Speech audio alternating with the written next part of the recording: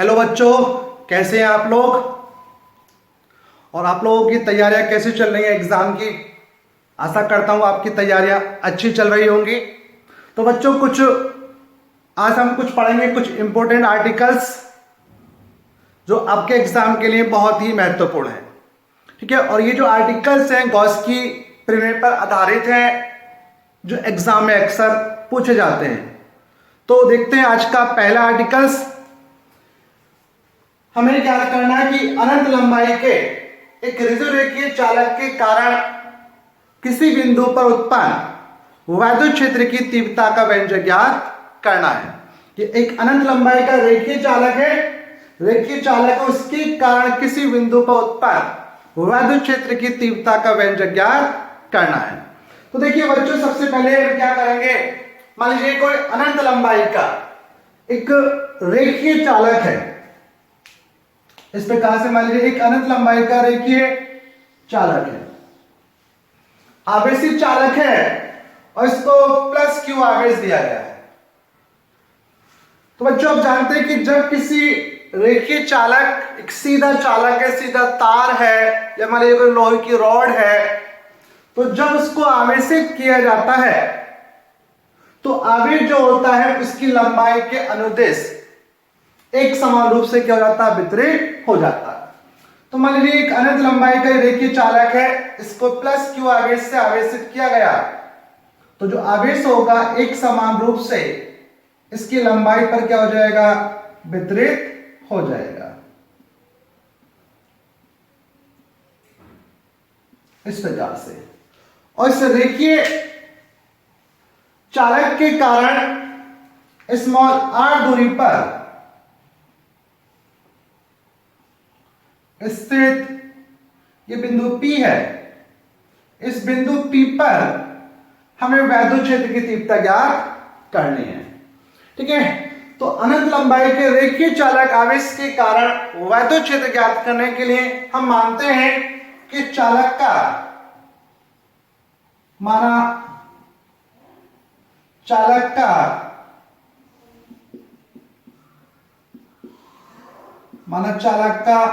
रेखीय आवेश घनत्व लैम्डा है। रेखीय आवेश घनत्व लैम्डा। अब रेखीय आवेश घनत्व का मतलब होता है कि जब हम किसी चालक को आवेशित करते हैं और आवेश जब उसकी लंबाई के अनुदिश वितरित होता है तो चालक की एकांक लंबाई पर उपस्थित आवेश की मात्रा को रेखीय आवेश घनत्व कहते हैं। तो रेखीय आवेश घनत्व लैम्डा है, और लैम्डा इज इक्वल टू होता है Q अपॉन L, और Q इज इक्वल टू हो जाएगा लैम्डा L। Equation first. अब इस रेखीय चालक से स्मॉल r दूरी पर स्थित बिंदु P है, इस बिंदु P पर हमें वैद्युत क्षेत्र ज्ञात करना है। तो बच्चों देखिए, जब आपको कोई भी चालक दिया जाए, कोई भी स्थिति आपको दी जाए और उसके कारण आपको वैद्युत क्षेत्र निकालना है गॉस की प्रमेय से, तो वहां पे हम क्या करते हैं, एक पृष्ठ की कल्पना करते हैं। पृष्ठ की कल्पना क्यों करते हैं, क्योंकि गॉस की प्रमेय जो है वो एक पृष्ठ से संबंधित है। गॉस की प्रमेय यह है कि वैद्युत क्षेत्र में स्थित किसी पृष्ठ से अभिलंबित गुजरने वाली वैद्युत बल रेखाओं की जो संख्या होगी, या कह सकते हैं कि गॉसीय पृष्ठ में स्थित किसी वैद्युत क्षेत्र में स्थित किसी पृष्ठ से संबद्ध कुल वैद्युत फ्लक्स जो होता है वो उस पृष्ठ के भीतर उपस्थित कुल आवेश का 1/ε0 गुना होता है। तो वैद्युत क्षेत्र के निकालने के लिए हम यहाँ पे क्या करते हैं, स्मॉल r त्रिज्या के और स्मॉल l लंबाई के, स्मॉल r त्रिज्या के, स्मॉल l लंबाई के इस चालक के चारों ओर एक बेलनाकार गॉसीय पृष्ठ की कल्पना करते हैं। गॉसीय पृष्ठ का मतलब होता है कि वैद्युत क्षेत्र ज्ञात करने के लिए काल्पनिक पृष्ठ की कल्पना करते हैं। इस काल्पनिक पृष्ठ को क्या कहते हैं, गॉसीय पृष्ठ। तो इस अनंत लंबाई के रेखीय चालक के कारण बिंदु P पर वैद्युत क्षेत्र ज्ञात करने के लिए हमने क्या करा, इस तार के इस रेखीय चालक के चारों ओर स्मॉल r त्रिज्या के और स्मॉल l लंबाई के एक गॉसियन पृष्ठ की कल्पना करी। इस गॉसियन पृष्ठ की कल्पना करी, ठीक है। अब यहां पर क्या करेंगे, वैद्युत क्षेत्र निकालने के लिए देखिए सिंपल कॉन्सेप्ट है, उसी को आपको फॉलो करना है। उसी से जितने भी गॉस की प्रमेय से संबंधित आर्टिकल्स होते हैं वो सारे हो जाते हैं, क्योंकि जिस पृष्ठ की हम कल्पना करेंगे उस पृष्ठ से संबंधित वैद्युत फ्लक्स निकालते हैं। पहले वैद्युत फ्लक्स की परिभाषा से, वैद्युत फ्लक्स की परिभाषा अनुसार किसी पृष्ठ से संबंधित वैद्युत फ्लक्स होता है फाई इज इक्वल टू पृष्ठीय समाकलन ds cos थीटा, वैद्युत फ्लक्स की परिभाषा से। और गॉस की प्रमेय ये कहती है कि जो वैद्युत फ्लक्स होता है वो उस बंद पृष्ठ के भीतर उपस्थित कुल आवेश का 1/ε0 गुना होता है। तो इसी दोनों कॉन्सेप्ट, दोनों फॉर्मूलों का यूज करके हम वैद्युत क्षेत्र ज्ञात करते हैं। तो देखिए सबसे पहले वैद्युत फ्लक्स निकालेंगे वैद्युत फ्लक्स के फॉर्मूले से, और फिर गॉस की प्रमेय से दोनों फ्लक्स है दोनों को इक्वल रख देते हैं, आर्टिकल्स पूरा हो जाता है। अब देखिए यहां पर जिस पृष्ठ की हमने कल्पना करी है वहां पे देखेंगे वहां पे कितने पृष्ठ बनते हैं। तो जैसे यहां पे इस रेखीय चालक के कारण बिंदु P पर वैद्युत क्षेत्र निकालने के लिए हमने गॉसियन पृष्ठ की कल्पना करी और मानते हैं कि जो गॉसियन पृष्ठ है वो ds क्षेत्रफल के, किसके, ds क्षेत्रफल के अत्यंत सूक्ष्म खंडों से मिलकर बना है।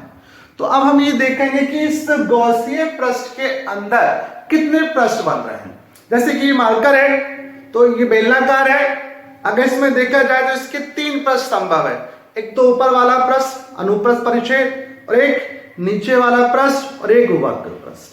तो सेम यहां पर भी गॉसियन पृष्ठ है बेलनाकार, तो यहां भी 3 पृष्ठ बनते हैं। एक मान लीजिए पहला पृष्ठ मान लो इसको S1, इस वाले को मान लीजिए दूसरा पृष्ठ S2, और इसको मान लीजिए तीसरा पृष्ठ S3, ठीक। और हमने कल्पना करी कि इस गॉसियन पृष्ठ जो है ds क्षेत्रफल के अत्यंत सूक्ष्म खंडों से मिलकर बना है। तो ये एक सूक्ष्म खंड मान लीजिए, एक सूक्ष्म खंड यहां पर है, एक सूक्ष्म खंड यहां पर, और एक सूक्ष्म खंड यहां पर।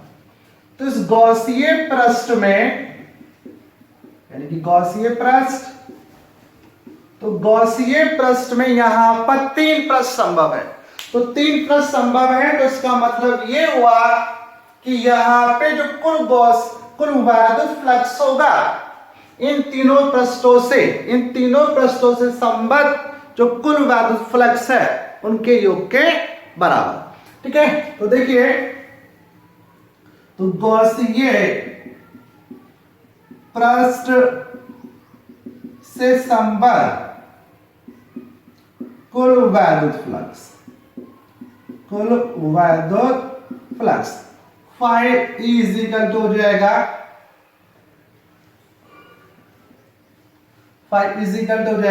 पृष्ठीय समाकलन S1 ds cos थीटा 1, यानी कि पहले पृष्ठ से संबद्ध वैद्युत फ्लक्स प्लस पृष्ठीय समाकलन S2 ds cos theta 2 plus तीसरे पृष्ठ का वैद्युत फ्लक्स पृष्ठीय समाकलन ds cos थीटा 3, ठीक है।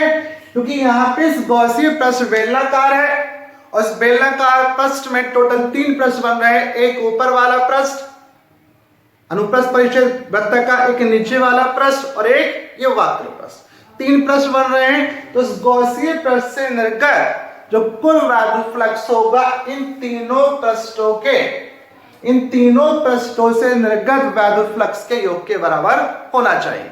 तो वही हमने करा कि गॉसियन पृष्ठ से संबद्ध कुल वैद्युत फ्लक्स होगा पहले पृष्ठ का वैद्युत फ्लक्स प्लस दूसरे का प्लस तीसरे का, ठीक है। अब देखिए बच्चों, सबसे पहले यहां पे समझना है कि ये जो थीटा होता है इस फॉर्मूले में, जैसे आपको लास्ट लेक्चर में समझाई थी गॉस की प्रमेय, तो उसमें भी बताया था कि ये जो थीटा होता है वो वास्तव में वैद्युत क्षेत्र सदिश और जो क्षेत्रीय सदिश होता है, वैद्युच्छेद सदिश और क्षेत्रीय सदिश जो होता है उनके बीच का कोण होता है। अगर आपने वो लेक्चर नहीं देखा है तो प्लीज जाके देखिए, बहुत इंपॉर्टेंट है आपके एग्जाम के लिए। ठीक है, तो देखिए, तो जैसे पहला प्रश्न ये है और हमने माना कि ये जो प्रश्न है वो डीएस क्षेत्रफल के अत्यंत सूक्ष्म खंडों से मिलकर बना है। तो एक सूक्ष्म खंड डीएस ये, एक सूक्ष्म खंड डीएस ये और एक सूक्ष्म खंड डीएस ये। ठीक है, तो देखिए यहां पर अब यहां पर ज्ञात करेंगे थीटा, यानी जो पहला प्रश्न है ये, इस पहले प्रश्न के लिए इस सूक्ष्म खंड पर उत्पन्न वैद्युच्छेद और इसका जो क्षेत्रीय सदिश है डीएस उसके बीच कितना कोण बनता है।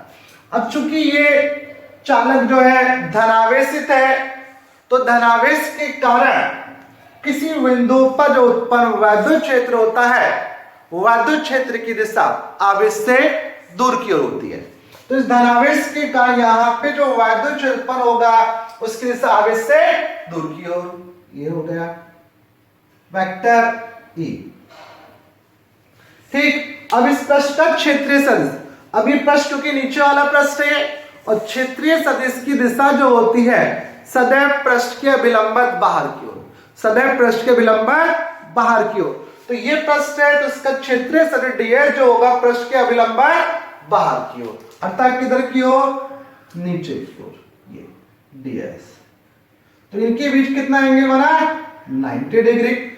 अब ऐसे देखिए दूसरे प्रश्न पर S2, अब इस S2 का सूक्ष्म खंड ये है, तो इस सूक्ष्म खंड के कारण, इस धनावेश के कारण सूक्ष्म खंड पर जो वैद्युत क्षेत्र उत्पन्न होगा वो किधर की ओर होगा, आवेश से दूर की ओर, क्योंकि धनावेश के कारण उत्पन्न वैद्युत क्षेत्र जो होता है वो आवेश से दूर की ओर, तो इसके कारण वैद्युत क्षेत्र उत्पन्न होगा आवेश से दूर की ओर, ये हो गया। अब इस प्रश्न का क्षेत्रीय सदिश डीएस, ये वाला प्रश्न वक्र प्रश्न और क्षेत्रीय सदिश की दिशा कैसे होती है, पृष्ठ के अभिलंबत बाहर की ओर। तो यहाँ पे जो क्षेत्रीय सदिश बनेगा उसकी दिशा भी कैसे आएगी, पृष्ठ के अभिलंबत बाहर की ओर। इसका मतलब ये हुआ कि यहाँ पे दूसरे प्रश्न के लिए डीएस, वेक्टर डीएस और वेक्टर ई के बीच जो कोण बनेगा वो कितना होगा, 0 डिग्री। इस पहले प्रश्न के लिए कितना आया, थीटा वाई 90 डिग्री। अब इसी प्रकार से तीसरे प्रश्न पे पहुंचिए। तीसरा प्रश्न हमारा यह है S3, तो यहां भी से धनावेश यहाँ पे वैद्युत क्षेत्र ज्ञात करना है, तो धनावेश के कारण यहाँ पे जो वैद्युत क्षेत्र उत्पन्न होगा उसकी दिशा आवेश से दूर की ओर। अब क्षेत्रीय सदिश, और क्षेत्रीय सदिश की दिशा जो होती है हमेशा पृष्ठ के अभिलंबत बाहर की ओर, तो यहाँ पे जो क्षेत्रीय सदिश होगा पृष्ठ के अभिलंबत बाहर की ओर, यानी डीएस। तो यहां भी इनके बीच का एंगल जो हुआ एक दूसरे के लंबवत आए, तो यहां भी जो एंगल हुआ कितना हुआ, 90 डिग्री। अब ये वैल्यू रखिए, तो phi E is equal to पृष्ठीय समाकलन S1 ईडीएस cos थीटा। पहले प्रश्न के लिए थीटा 1 कितना है, 90 डिग्री, cos 90, तो cos 90 हो गया। दूसरे प्रश्न के लिए प्रश्न S2 ईडीएस cos 0 हुआ। अब तीसरे प्रश्न को देखें, पृष्ठीय समाकलन ईडीएस cos 90। ठीक, अब cos 90 कितना होता है, 0। cos 90 की वैल्यू 0, तो ये गुणा में तो सारा का सारा 0 हो जाएगा। cos 90 0, तो सारा का सारा क्या हो जाएगा, ये 0। तो phi E is equal to ये 0 हो गया। ठीक है, और cos 0 का मान 1, तो पृष्ठीय समाकलन S2 ईडीएस। अब cos 90 ये भी 0 हो गया। तो इसका मतलब ये हुआ कि पहले प्रश्न और तीसरे प्रश्न से संबंधित वैद्युत फ्लक्स क्या होगा, 0 होगा। 0 क्यों हुआ, क्योंकि यहाँ पे थीटा कितना, 90 डिग्री।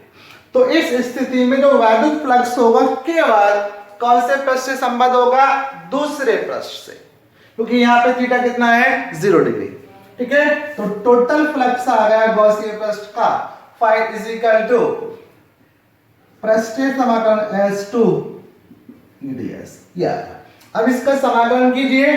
समाकलन कैसे करते हैं, कि जो समाकलन का चिन्ह है इसके भीतर जो नियत राशि है उसको बाहर निकालते हैं। अब चूंकि ये हमने इसके चारों ओर गॉसियन पृष्ठ की बेलनाकार गॉसियन पृष्ठ की कल्पना करी है, तो यहां से यहां तक की दूरी और ये दूरी क्या होगी, सेम होगी। जब ये दूरी सेम होगी तो इस गॉसियन पृष्ठ के इस बेलनाकार पृष्ठ जो है, दूसरा पृष्ठ जो है S2, इसके प्रत्येक बिंदु की इस रेखीय चालक से दूरी क्या होगी, इक्वल होगी। इसलिए ई का मान क्या रहेगा, कांस्टेंट रहेगा। तो इस कांस्टेंट को पहले बाहर ले लिया तो फाई इज इक्वल टू ई पृष्ठीय समाकलन S2 ds। ठीक है, अब देखिए बच्चों यहां पे करते हैं। अब चूंकि पृष्ठीय समाकलन S2 ds, अब बच्चों देखिए इसका मतलब क्या है, क्योंकि हमने जो गॉसियन पृष्ठ माना था उसके लिए हमने कल्पना करी थी कि जो पृष्ठ है वो ds क्षेत्रफल के छोटे छोटे खंडों से मिलकर बना है। तो इसका मतलब ये है कि पृष्ठ S2 जो ds क्षेत्रफल के छोटे छोटे सूक्ष्म खंडों से मिलकर बना है उसका कुल क्षेत्रफल। अब ये जो पृष्ठ था S2, ये क्या कहलाएगा, इस बेलन का वक्र पृष्ठ। क्या कहलाएगा, वक्र पृष्ठ। और हम जानते हैं कि जो बेलन का वक्र पृष्ठ होता है वो कितना होता है, 2 पाई RL होता है। तो इसलिए ये वैल्यू इसकी जगह रखिए, तो टोटल फ्लक्स आ जाएगा फाई इज इक्वल टू ई गुणा 2 पाई RL। Equation second. तो ये आ गया वैद्युत फ्लक्स किसकी परिभाषा से, वैद्युत फ्लक्स की परिभाषा से। तो जितने भी इस गॉस की प्रमेय के अनुप्रयोग हैं सब इसी कॉन्सेप्ट पर आधारित होते हैं। पहले आप वैद्युत फ्लक्स निकालेंगे वैद्युत फ्लक्स की परिभाषा वाले फॉर्मूले से।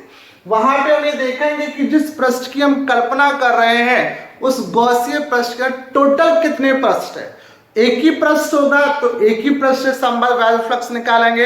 अगर वहां पे 2 पृष्ठ बन रहे हैं तो 2 पृष्ठ का वैद्युत फ्लक्स, अगर 3 बन रहे हैं तो 3, और टोटल होगा सभी पृष्ठों से संबद्ध वैद्युत फ्लक्स के योग के बराबर। तो यहां पे हमने पहले ज्ञात करा टोटल फ्लक्स जो आया इस गॉसियन पृष्ठ से कितना आया, phi is equal to 2, phi is equal to E into 2 pi RL। ठीक, लेकिन हम जानते हैं परंतु गॉस की प्रमेय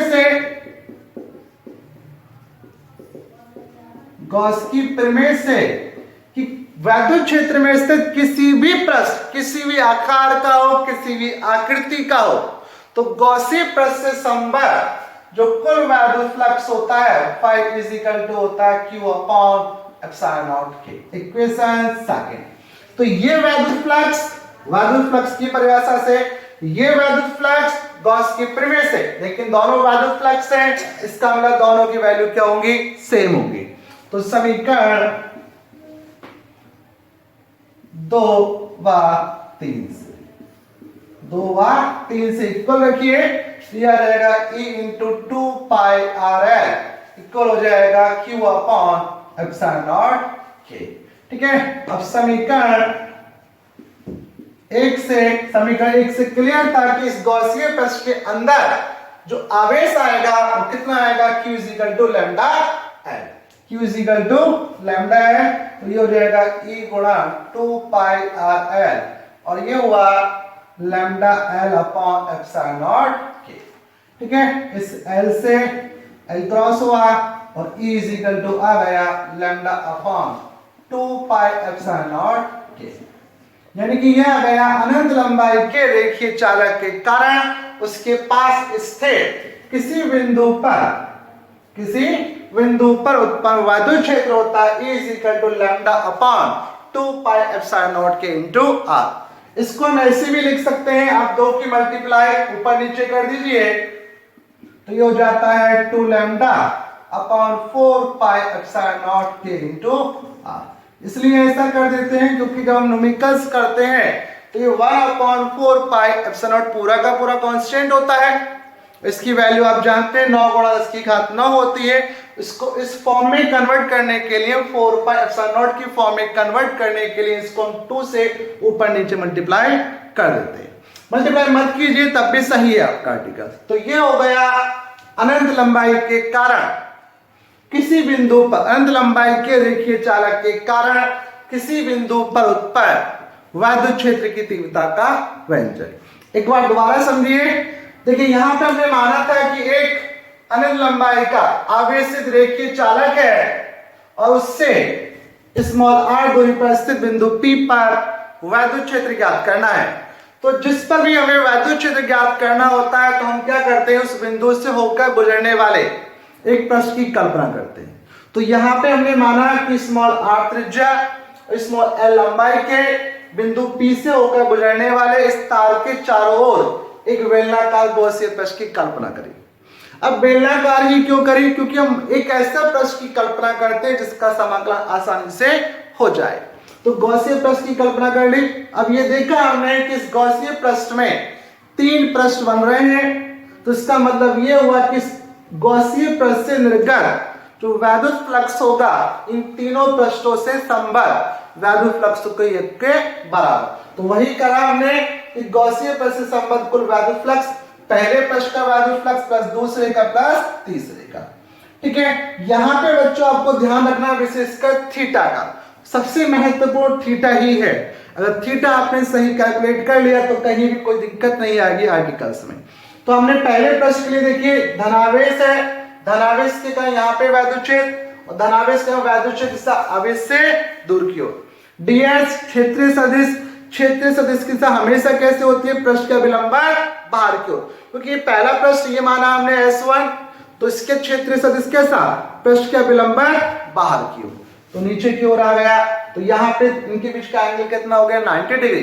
सेम अब दूसरा पृष्ठ धनावेश के कारण यहाँ पे वैद्युत क्षेत्र आवेश से दूर की ओर, क्षेत्रीय सदिश पृष्ठ का विलंबन बाहर की ओर, दोनों एक ही डायरेक्शंस में, एंगल आया 0 डिग्री।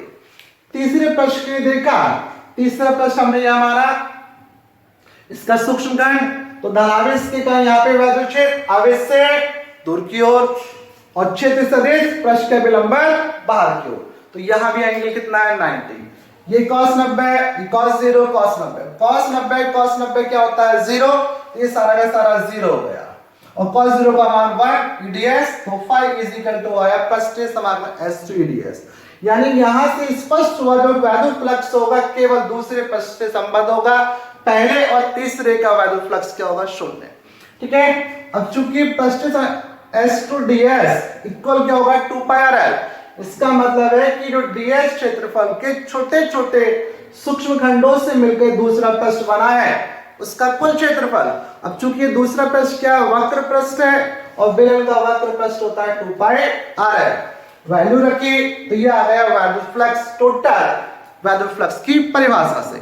और हम जानते हैं गॉस की प्रमेय से किसी भी पृष्ठ से संबद्ध वैद्युत फ्लक्स होता है phi is equal to q upon epsilon के।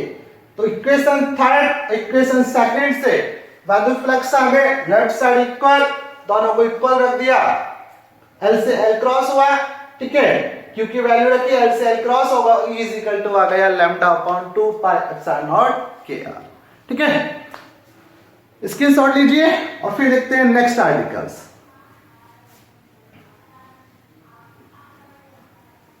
देखिए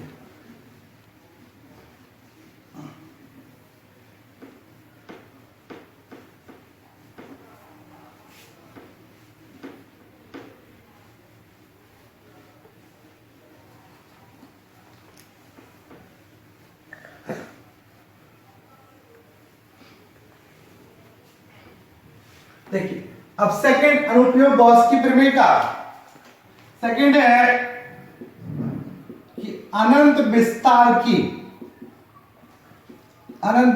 की अचालक प्लेट के कारण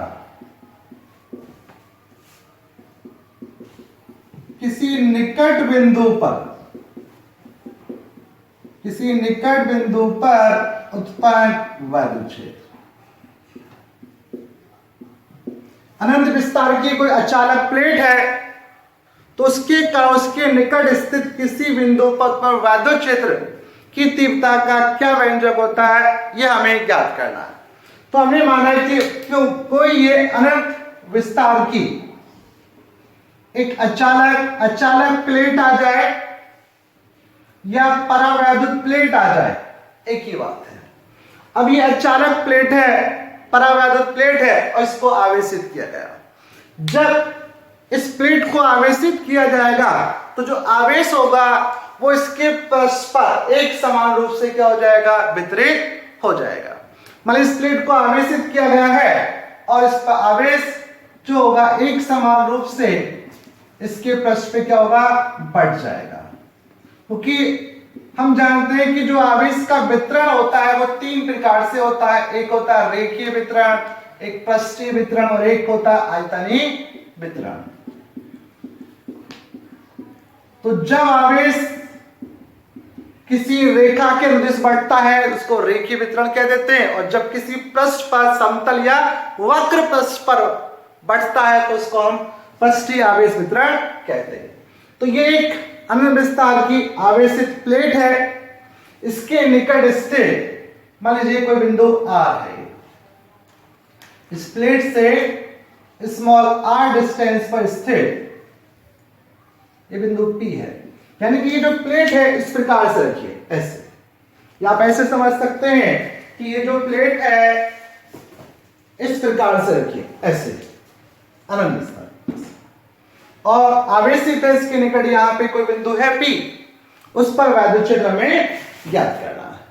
ठीक है, तो देखिए सेम अनंत विस्तार की है, तो सेम हमारे पास बिंदु P पर हमें वैद्युत क्षेत्र निकालना है। तो सेम जिस प्रकार से पिछले आर्टिकल में हमने करा था, तो यहां भी हम इस वैद्युत क्षेत्र को ज्ञात करने के लिए एक गॉसियन पृष्ठ की कल्पना करेंगे। तो यहां पे हमने क्या करा, इस बिंदु P पर वैद्युत क्षेत्र निकालने के लिए इस प्लेट के आर पार एक गॉसियन पृष्ठ की कल्पना करते हैं।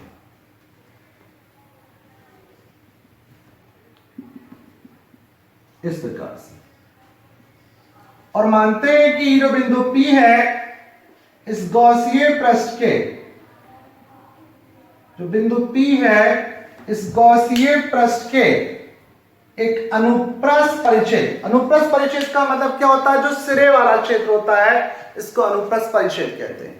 ठीक है, तो इस बिंदु P पर वैद्युत क्षेत्र ज्ञात करने के लिए हमने माना कि यहां से इस प्लेट के आर पार, प्लेट के आर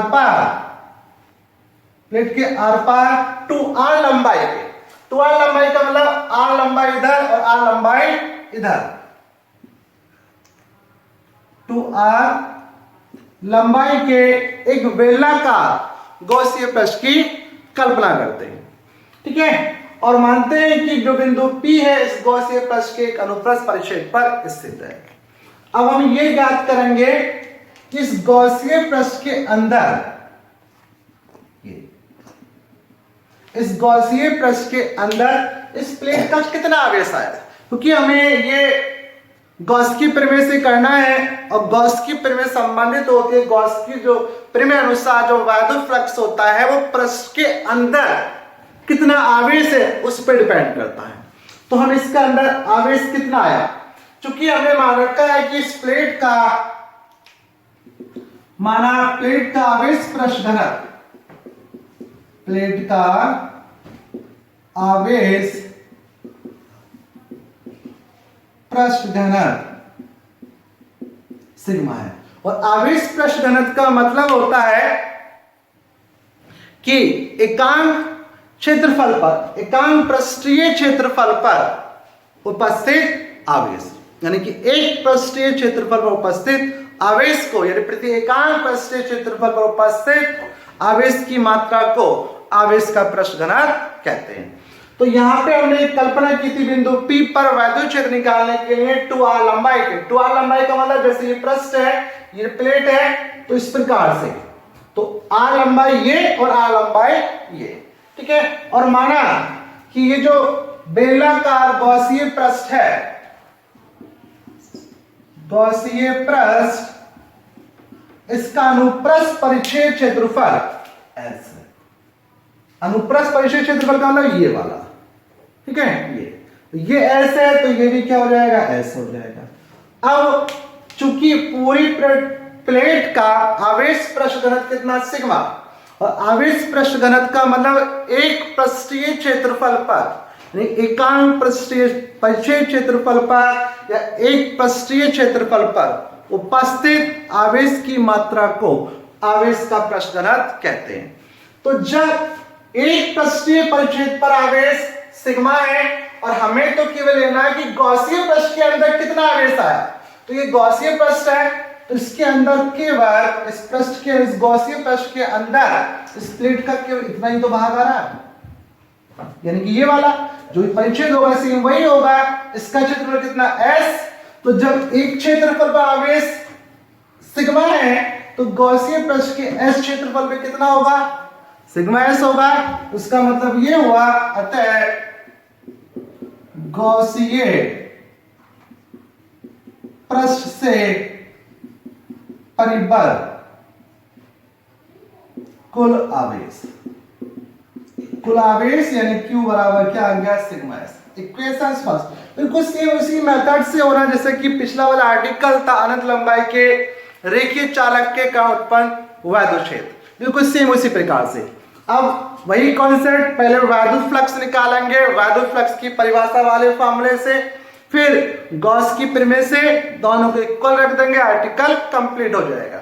अब यहां पर हमने जो गॉसीय पृष्ठ माना है वो भी कैसा माना है, बेलनाकार। तो बेलनाकार पृष्ठ में टोटल कितने पृष्ठ, 3 पृष्ठ। मान लीजिए पहला पृष्ठ ये है S1, अब एक वक्र पृष्ठ ये है मान लीजिए S2 और तीसरा पृष्ठ ये है S3, ठीक है। तो टोटल यानी गॉसीय पृष्ठ से, गॉसीय पृष्ठ से निर्गत कुल वैद्युत फ्लक्स, तो कुल वैद्युत flux five is equal to हो जाएगा पृष्ठीय समाकलन S1 EDS cos θ1, दूसरा हो जाएगा पृष्ठीय समाकलन S2 EDS cos θ2 और पृष्ठीय समाकलन S3 EDS cos θ3। तो यहां भी उसी कॉन्सेप्ट, पहले आप θ1 θ2 और θ3 की वैल्यू ज्ञात करेंगे। तो देखिए पहला प्रश्न S1, मान लीजिए इसका एक सूक्ष्म खंड ये है ds। अब इस धनावेश के कारण, धनावेशित प्लेट के कारण इस सूक्ष्म खंड पर जो वैद्युत क्षेत्र उत्पन्न होगा उसकी दिशा किधर की ओर, आवेश से दूर की ओर। तो वैद्युत क्षेत्र आवेश से दूर की ओर।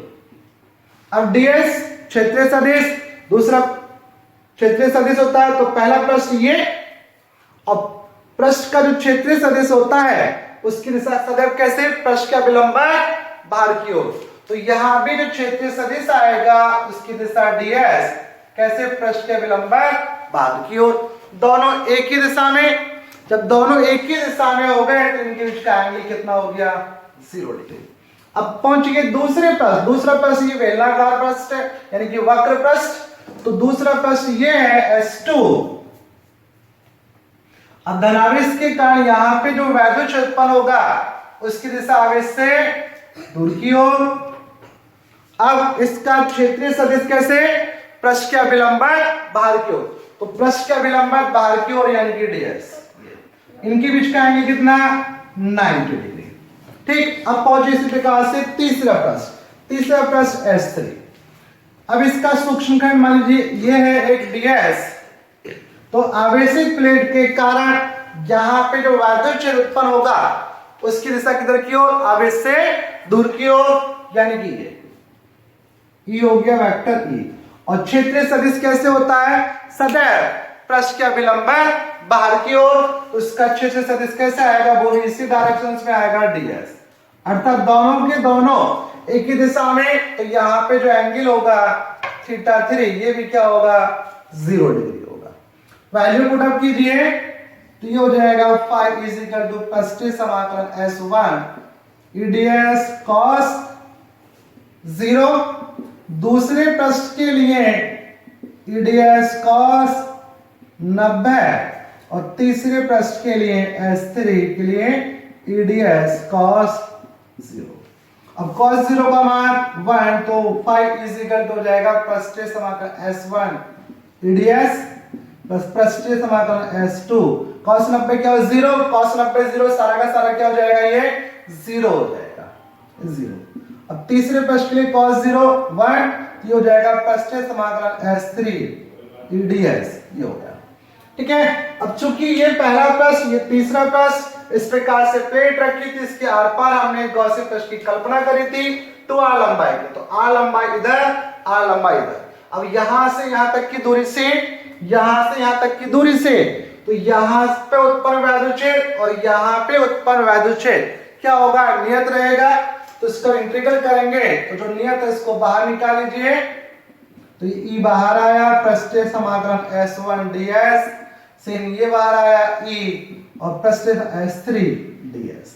ठीक, अब बच्चों देखिए, चूंकि पृष्ठीय समाकलन S1 ds पृष्ठीय समाकलन S2 ds, यानी कि जो पहला पृष्ठ, सॉरी S3, जो पहला पृष्ठ है और तीसरा पृष्ठ है, जो ds क्षेत्रफल के छोटे छोटे सूक्ष्म खंडों से मिलकर बना है, उसका टोटल क्षेत्रफल, और हमने माना है कि ये टोटल इस पहले पृष्ठ का और तीसरे पृष्ठ का, इस वाले पृष्ठ का और इस वाले पृष्ठ का, दोनों अनुप्रस्थ परिच्छेद है। इस पृष्ठ का और इस पृष्ठ का अनुप्रस्थ परिच्छेद कितना है, s।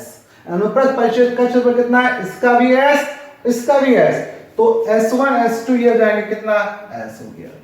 इसलिए वैल्यू यहां पे पुट अप कीजिए, तो फाई इज इक्वल टू ई गुणा s प्लस ई गुणा s, और फाई इज इक्वल टू कितना, 2es। Equation second. तो ये जो वैद्युत फ्लक्स आया, वैद्युत फ्लक्स की परिभाषा से, और लेकिन हम जानते हैं गॉस की प्रमेय से, और गॉस की प्रमेय से किसी भी पृष्ठ से संबद्ध वैद्युत फ्लक्स होता है Q अपॉन एप्सिलॉन नॉट के। Equation third. तो ये वैद्युत फ्लक्स, फ्लक्स की परिभाषा से, ये वैद्युत फ्लक्स गॉस की प्रमेय से, इसका मतलब दोनों फ्लक्स इक्वल होंगे, तो समीकरण 2 व 3 से, समीकरण 2 व 3 से यह आ जाएगा 2es is equal to Q upon epsilon naught के। समीकरण 1 को देखिए, तो समीकरण 1 से स्पष्ट है कि Q बराबर क्या है, सिग्मा s, तो ये हो जाएगा 2es बराबर sigma s upon epsilon naught के। s से s क्रॉस हुआ और ये आ गया E बराबर सिग्मा अपॉन 2 एप्सिलॉन नॉट के। तो ये आ गया अनंत विस्तार की किसी अचानक प्लेट के कारण उत्पन्न वैद्युत क्षेत्र की तीव्रता का व्यंजक। बच्चों यहाँ पे देखिए, निकस करते समय इस k को, क्योंकि मानते हैं कि जो प्लेट है वायु में रखी है, और वायु के लिए k इज इक्वल टू क्या होता है, 1 होता है। तो जनरली इसको हम ये भी लिख देते हैं E is equal to sigma upon 2 epsilon not.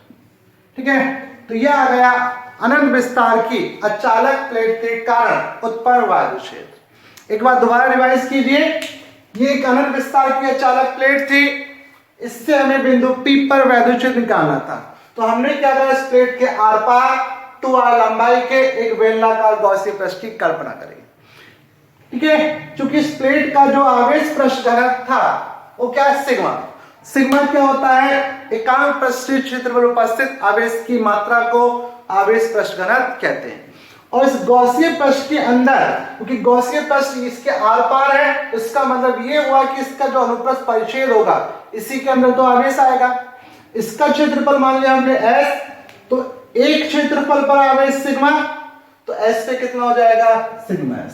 तो ये आ गया गॉसियन पृष्ठ से परिबद्ध कुल आवेश, यानी गॉसियन पृष्ठ के अंदर स्थित आवेश। फिर हमने वैद्युत फ्लक्स निकाला फ्लक्स की परिभाषा से, कि गॉसियन पृष्ठ बेलनाकार है, इसमें 3 पृष्ठ बन रहे हैं, एक पहला पृष्ठ ये, दूसरा पृष्ठ ये, तीसरा। ठीक है, तो टोटल फ्लक्स होगा इन तीनों पृष्ठों के फ्लक्सों के योग के बराबर। पाव लगा दिया। थीटा क्या होता है, थीटा 1, थीटा 2, थीटा 3 की वैल्यू निकाली।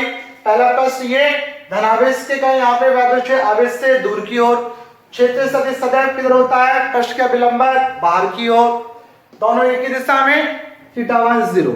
दूसरे पृष्ठ के लिए देखा कि धनावेश के कहीं यहाँ पे वैद्युत क्षेत्र आवेश से दूर की ओर और क्षेत्रीय सदिश पृष्ठ का विलंबर बाहर की ओर, क्योंकि दूसरा प्रश्न ये था तो इसका क्षेत्रीय सदिश जो होगा पृष्ठ का विलंबर बाहर की ओर अर्थात नीचे की ओर आया, तो यहाँ पे एंगल 190 डिग्री। अब तीसरे प्रश्न के लिए देखा धनावेश के कहीं यहाँ पे वैद्युत क्षेत्र आवेश से दूर की ओर और क्षेत्रीय सदिश पृष्ठ का विलंबर बाहर की ओर, दोनों एक ही दिशा में आए, एंगल हुआ 0।